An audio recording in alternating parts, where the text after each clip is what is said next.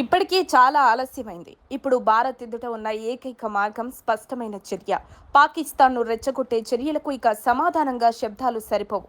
యుద్ధమే దానికి సమాధానం కావాలని భావిస్తున్న ప్రజలు పెరిగిపోతున్నారు. కశ్మీర్ను తిరిగి స్వాధీనం చేసుకోవాలని కోరే ఆవేదన ఇప్పుడు చరమస్థాయికి చేరింది. గత 75 ఏళ్లుగా పాకిస్తాన్ నియంత్రణ రేఖను ఎన్నోసార్లు ఉల్లంఘించింది. 2 యుద్ధాల తర్వాత కూడా పీఓకే విషయంలో పరిష్కారం కంటే ప్రతిస్పందనే ఎదురైంది. ఇజ్రాయెల్ ఎలా గాజాలో ఉగ్రవాదాన్ని అణిచివేస్తోందో భారత్ కూడా అదే ధోరణిని అవలంబించాలి అనేది చాలా మంది అభిప్రాయం. తమ భూభాగాన్ని తిరిగి తీసుకోవాలన్న కోరిక ప్రజల్లో చాలా కాలంగా ఉంది. తాజాగా పహల్గాంలో జరిగిన ఉగ్రదాడి 28 మంది పర్యాటకుల ప్రాణాలు తీసిన అమానుష ఘటన ఈ కోరికను మరోసారి ముందుకు తెచ్చింది. భారత్ యొక్క సార్వభౌమత్వాన్ని కాపాడటానికి యుద్ధం తప్ప మరో మార్గం కనిపించడం లేదు. కశ్మీర్ విషయంలో భారత్ ఇప్పటికీ శాంతియుత పరిష్కారానికి కట్టుబడి ఉంది. కానీ పాక్ మాత్రం అంతర్జాతీయ వేదికల్లో భారత్ను అడ్డుకోవడానికి ప్రయత్నిస్తోంది. ఇటీవల లండన్లో జరిగిన చాథమ్ హౌస్ సదస్సులో విదేశాంగ మంత్రి ఎస్ జయశంకర్ తేల్చి చెప్పారు. పాక్ అక్రమంగా ఆక్రమించిన ప్రాంతం తిరిగి భారత్లో చేరితేనే కశ్మీర్ సమస్య ముగుస్తుంది. ఆర్టికల్ 370 రద్దు, అభివృద్ధి చర్యలు, ఎన్నికలు ఇవన్నీ భారత్ చేపట్టిన చారిత్రాత్మక నిర్ణయాలే. పాక్ ఆక్రమిత కాశ్మీర్పై హక్కు భారత్కు ఉన్నదన్న విషయాన్ని భారత నేతలు ఎన్నోసార్లు స్పష్టం చేశారు. 1994లో పార్లమెంటు ఏకగ్రీవంగా తీర్మానం చేసింది. జమ్మూ కశ్మీర్ మరియు లడఖ్ భారతదేశంలో భాగం అని. కానీ ఈ తీర్మానం తర్వాత కూడా పాక్ తన కుట్రలు కొనసాగించింది. 1999 కార్గిల్ యుద్ధం దీనికి ఉదాహరణ. కార్గిల్ యుద్ధం అనంతరం భారత్ తన సరిహద్దు భద్రతను బలోపేతం చేసుకుంది. కానీ అప్పట్లో ఎల్ఓసి దాటి పీఓకేను స్వాధీనం చేసుకోవడంలో వెనుకంజ వేసింది. ఈ నేపథ్యంలో ప్రస్తుతం మనం తిరిగి అదే మలుపులో ఉన్నాం. పాక్ తన కుట్రలను ప్రత్యక్షంగా కాకుండా పరోక్షంగా ఉగ్రవాదం రూపంలో కొనసాగిస్తోంది. భారత్ మరలా ఒక ఆపరేషన్ విజయ్ అవసరమా? ఇప్పుడు ప్రశ్న ఇది. ఇంకా ఎక్కువ సమయం కోల్పోతే ఇది మన భవిష్యత్తుపై ప్రభావం చూపే సమస్యగా మారుతుంది. దేశ భద్రత, ప్రజల ప్రాణాలు, భౌగోళిక సమగ్రత ఇవన్నీ నేడు మిగిలిన ప్రశ్నలు. లష్కర్ ఏ తొయిబా వంటి ఉగ్రవాద సంస్థలతో కలిసి ఇటీవల పహల్గాంలో జరిగిన దాడికి కారణమైన కొత్త గ్రూపుల రూపీకరణ భారత్ను అస్థిరం చేయడానికి లక్ష్యంగా ఉంది. ఇది అడ్డుకోవడానికి ఏకైక మార్గం పాక్ ఆక్రమిత కశ్మీర్ను మన దేశం తిరిగి స్వాధీనం చేసుకోవడమే. లేకపోతే కార్గిల్ యుద్ధానంతర ఉగ్రవాద దాడులు ఇప్పటి వరకు 25,000 మంది పౌరులు మరియు భద్రతా సిబ్బందికి మరణం జరిగిందని, ఇదే విధంగా కొనసాగితే ఇంకా అనేక ప్రాణాల నష్టం కలగవచ్చని హెచ్చరిస్తున్నారు. పాక్ ఆక్రమిత కశ్మీర్పై మన దృష్టిని పెట్టినప్పుడే అప్పటికే శాంతి స్థితి ఏర్పడుతుందని ప్రజలు భావిస్తున్నారు. తాజాగా జరిగిన వివిధ వ్యాఖ్యలు, గత యుద్ధాల అనుభవాలు, సర్జికల్ స్ట్రైక్స్ల మెరుగు చూపించడమే ఉగ్రవాద వ్యతిరేక చర్యలు కొనసాగాలన్న విషయాన్ని స్పష్టంగా తెలియజేస్తున్నాయి. ప్రస్తుతం పరిస్థితుల ప్రకారం కశ్మీర్ సమస్య పరిష్కారానికి ఇంకా ఎక్కువ సమయం మిగిలి ఉందని అంచనా వేయడం కష్టం. పాకిస్తాన్కు మన భారత నాయకత్వం బుద్ధి చూపించాల్సిన అత్యవసర సమయం చేరిందనే భావన ఏర్పడుతోంది.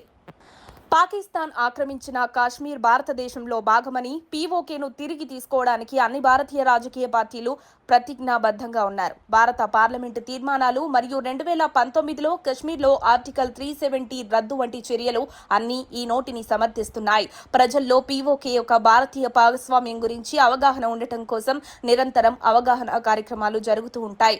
స్వాతంత్ర్యం సంపాదించిన తొలి దినాల్లో 1947-48లో భారత్ పాక్ మొదటి యుద్ధం సమయంలో పీఓకే అంశాన్ని పక్కన పెట్టినప్పుడు ఏర్పడిన లోపాన్ని ఇప్పుడు సరిదిద్దాల్సిన సమయం వచ్చింది. భారతదేశం నుండి విడిపోయిన పాకిస్తాన్ మరొక స్వతంత్ర దేశంగా ఏర్పడింది. విభజన సమయంలో కశ్మీర్ వంటి రాష్ట్రాలకు భారతదేశంలో ఉండాలా, పాకిస్తాన్లో చేరాలా అనే కీలక నిర్ణయం తీసుకోవాల్సి వచ్చింది. అప్పటికి మహారాజా హరిసింగ్ నేతృత్వంలో ఉన్న జమ్మూ కశ్మీర్లోని ముస్లిం జనాభా తన స్వాతంత్ర్యం కోరినప్పటికీ చివరి వరకు 2 దేశాలతో ఒప్పందం కుదుర్చుకోబడింది. అయితే 1947 అక్టోబర్లో పాకిస్తాన్ మద్దతు గల పష్తూన్ గిరిజన దళాలు కశ్మీర్లోకి ప్రవేశించి శ్రీనగర్ వైపు ముందువరినప్పుడు పరిస్థితులు మరింత సంకీర్ణమయ్యాయి.